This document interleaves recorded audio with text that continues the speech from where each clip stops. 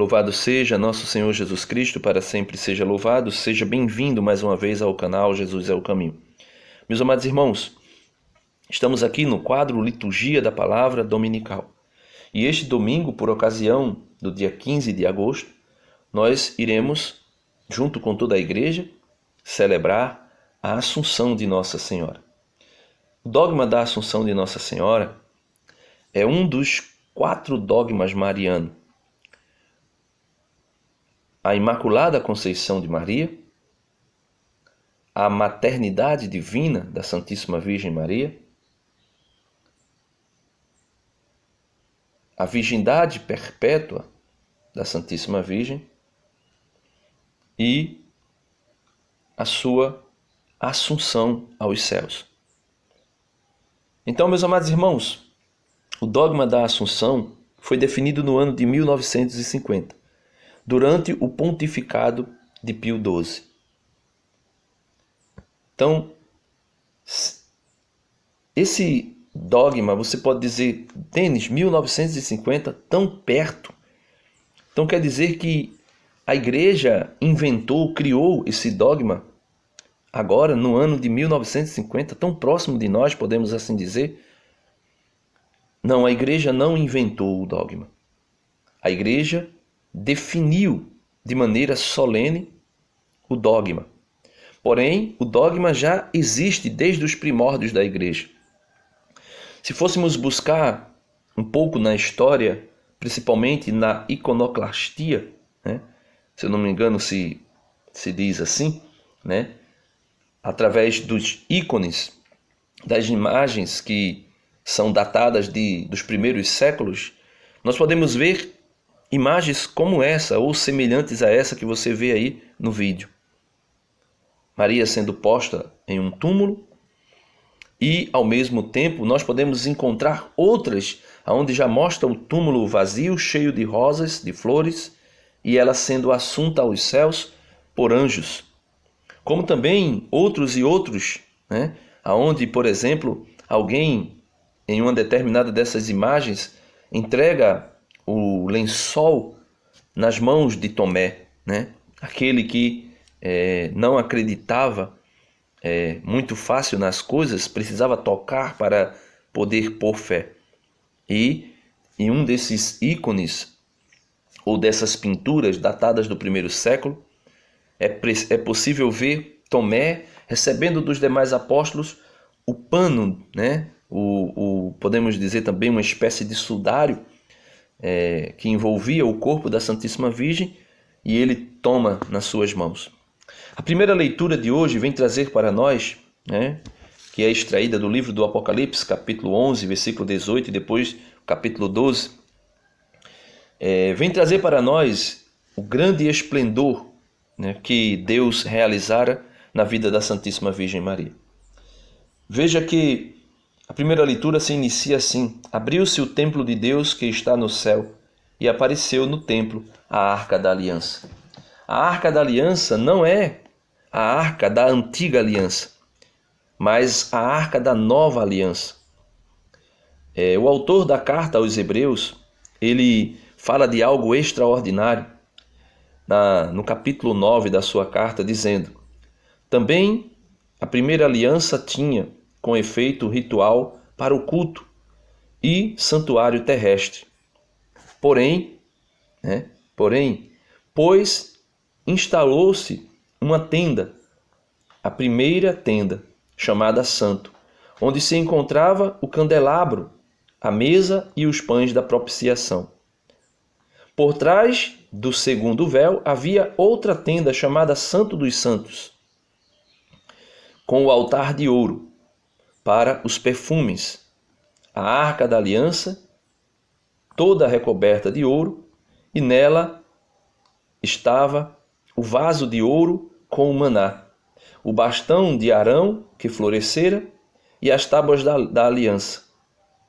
Por cima da arca, os querubins da glória cobriam com sua sombra o propiciatório. Todavia, não é o momento de falar disso nos pormenores. Então, o autor da carta aos Hebreus dá uma definição do que era a antiga aliança, o templo e a arca da aliança.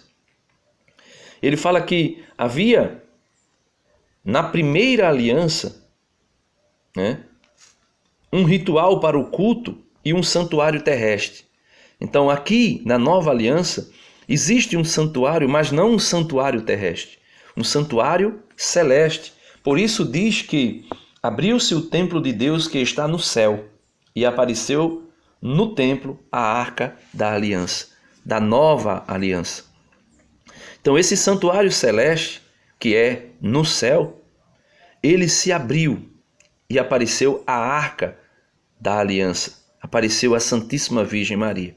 E nós vamos ver a primeira leitura dando continuidade a isso.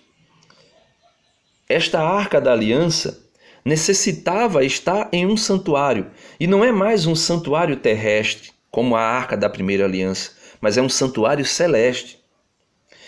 Existia uma tenda, uma primeira tenda chamada Santo. Então, a Santíssima Virgem Maria, a arca da nova aliança, habitou aqui na primeira tenda chamada Santo, ou seja, habitou aqui na primeira tenda na terra, né, contendo nela aquilo que continha na antiga aliança. Só que ela não habitou somente o santo do templo, mas ela entrou, ela foi penetrada pelo próprio Deus, ela não entrou por si mesma, né? A Santíssima Virgem não subiu aos céus por si mesma, por isso a Assunção foi levada, né, pelo poder do seu Filho Jesus. Ela entrou na segunda tenda, ou seja, no Santo dos Santos, que é o céu. E entrando lá, ela como arca da aliança continha tudo aquilo que se continha como sombra, como imagem, como ícone, como uma tipologia. Na antiga aliança, ela contém tudo aquilo agora de maneira mais clara. Por exemplo, é dito que por trás do segundo véu achava-se o Santo dos Santos, aonde a Santíssima Virgem foi introduzida, no céu, no Santo dos Santos.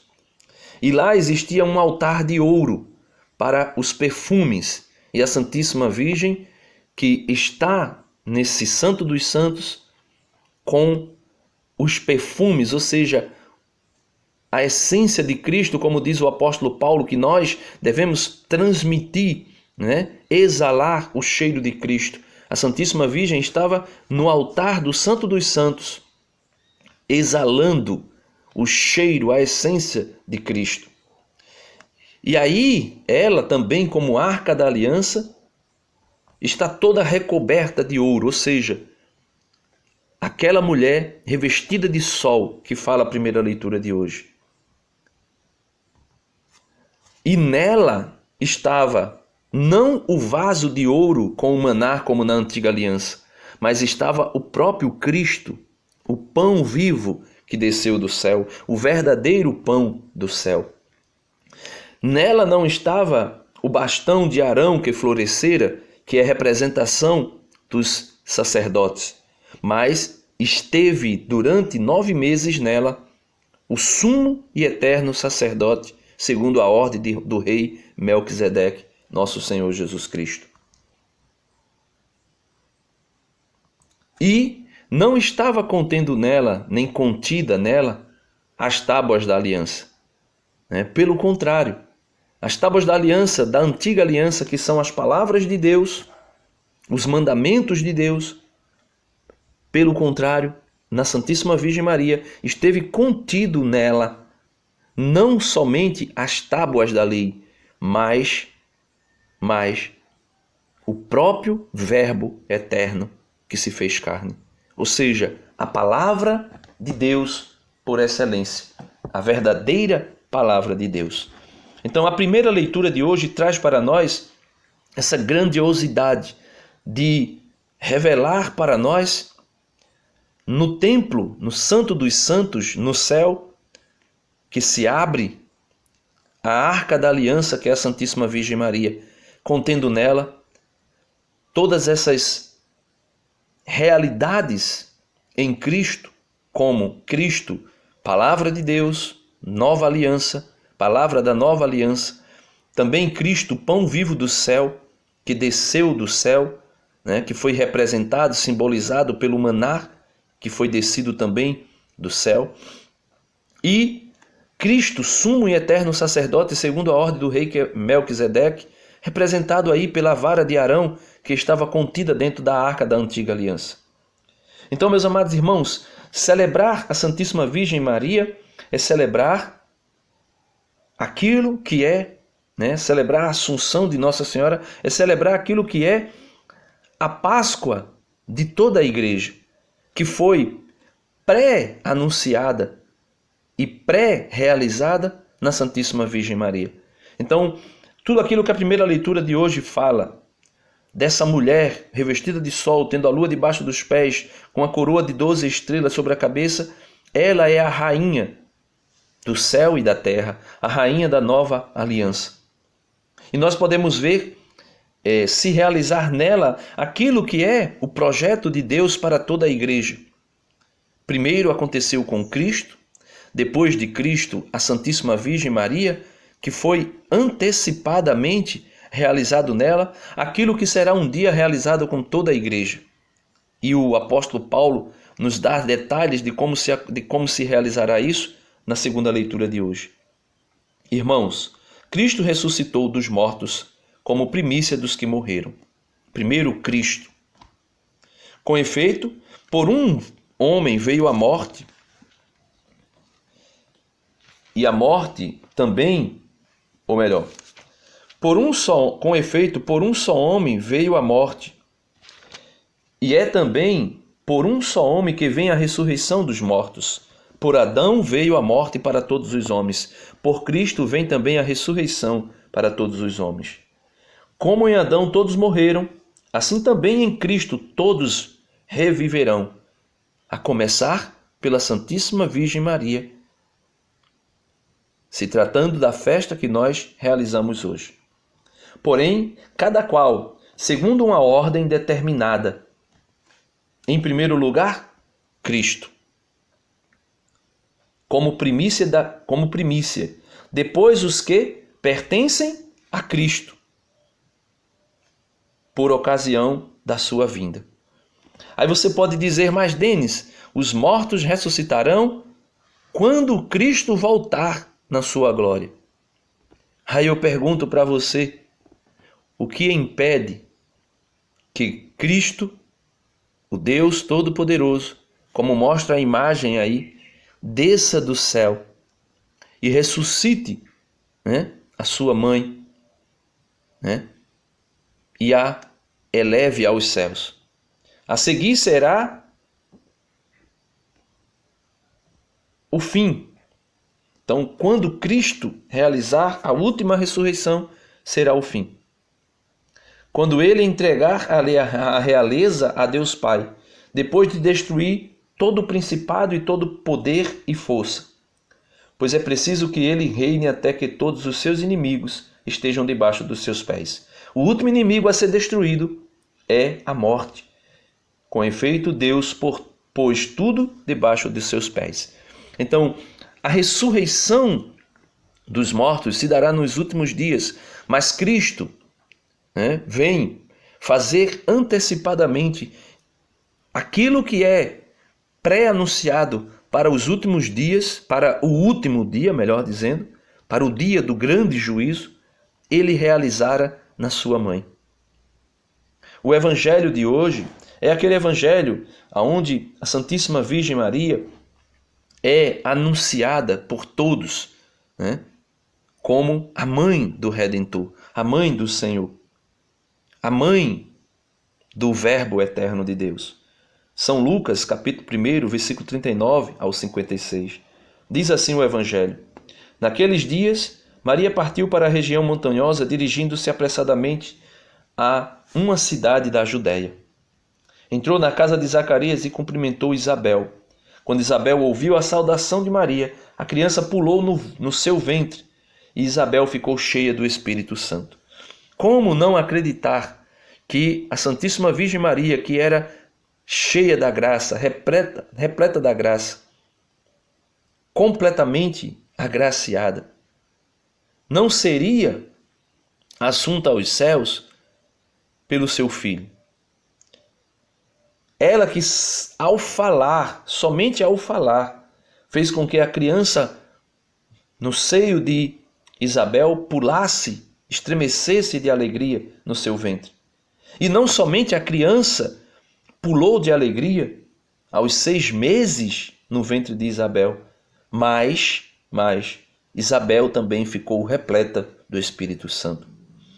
E o interessante, meus irmãos, é que com um grande grito, Isabel, cheia do Espírito Santo, e com um grande grito, exclamou: Bendita és tu entre as mulheres, e bendito é o fruto do teu ventre. Como posso merecer que a mãe, porque muita gente diz que ela quis dizer que era a respeito só de Cristo, né? O privilégio de ter a visita de Maria, porque Cristo estava no seu ventre. Não, Isabel proclama: como posso merecer que a mãe do meu Senhor me venha visitar? Logo que a tua saudação chegou aos meus ouvidos, a criança pulou de alegria no meu ventre. Bem-aventurada é aquela que acreditou, porque será cumprido o que o Senhor lhe prometeu. Então, tudo que o Senhor prometeu para a igreja, e Maria sendo a imagem perfeita da igreja, tudo que o Senhor prometera se cumpriu na Santíssima Virgem Maria. Tudo que foi prometido para a igreja e tudo que foi prometido para a Santíssima Virgem, por Cristo, por Deus, pelo Espírito Santo, pela Santíssima Trindade, tudo que foi prometido se realizara. Em primeiro lugar, na Santíssima Virgem Maria. Em primeiro lugar, a graça da redenção, a graça da salvação, a ressurreição, a assunção, né, podemos assim dizer, de toda a igreja aos céus. O recebimento da coroa, né, da justiça, como disse o apóstolo Paulo: findei a carreira, guardei a fé, estou pronto para receber a coroa da justiça. Então, todos aqueles membros da igreja, filhos da Santíssima Virgem Maria, todos eles serão assuntos aos céus e receberão a coroa da justiça depois de sua ressurreição. E tudo isso se cumpriu, em primeiro lugar, na Santíssima Virgem Maria, para a maior glória de Deus. E ela reconhece essas palavras proféticas de Isabel, que diz que tudo será realizado na vida dela, tudo o que foi prometido.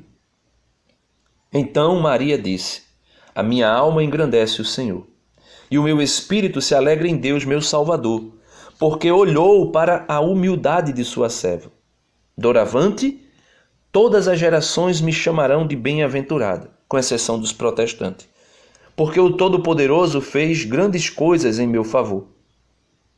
O seu nome é santo, a sua misericórdia se estende de geração em geração. A todos os que o respeitam, ele mostrou a força de seu braço. Aonde? Não somente no projeto salvífico, mas também na assunção da Santíssima Virgem Maria. Ele dispersou os soberbos de coração. E os soberbos de coração, meus irmãos, não podem crer no dogma da Assunção de Nossa Senhora. Porque foi escondido para os orgulhosos os grandes mistérios do reino. Mas Deus anunciou, Deus apresentou, Deus fez conhecer os grandes mistérios do reino àqueles que são humildes e puros de coração. Mas os soberbos de coração não acreditarão na Assunção de Nossa Senhora. Então, ele derrubou dos tronos os poderosos e elevou os humildes. Encheu de bem os famintos e despediu os ricos de mãos vazias. Socorreu Israel, seu servo, lembrando-se de sua misericórdia, conforme prometera aos nossos pais em favor de Abraão e de sua descendência para sempre. Maria ficou 3 meses com Isabel, depois voltou para casa.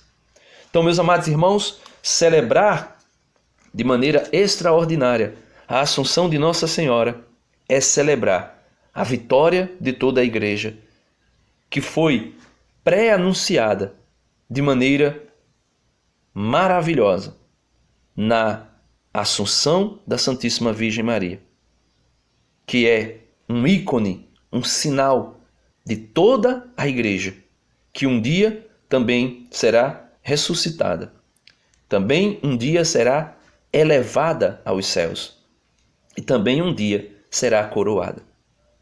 E Maria realiza e em Maria foi realizado isso com maestria. E assim, meus irmãos, com humildade no coração, nós podemos cantar, como diz o salmista de hoje. À vossa direita se encontra a rainha, com vestes esplendente de ouro de Ofim. As filhas de reis vêm ao vosso encontro, e à vossa direita se encontra a rainha, com vestes esplendente de ouro de Ofim. Escutai, minha filha, olhai, ouvi isso. Esquecei vosso povo e a casa paterna, que o rei se encante com vossa beleza. Prestai-lhe homenagem, é vosso Senhor. Entre cantos de festas e com grande alegria, ingressam então no palácio real.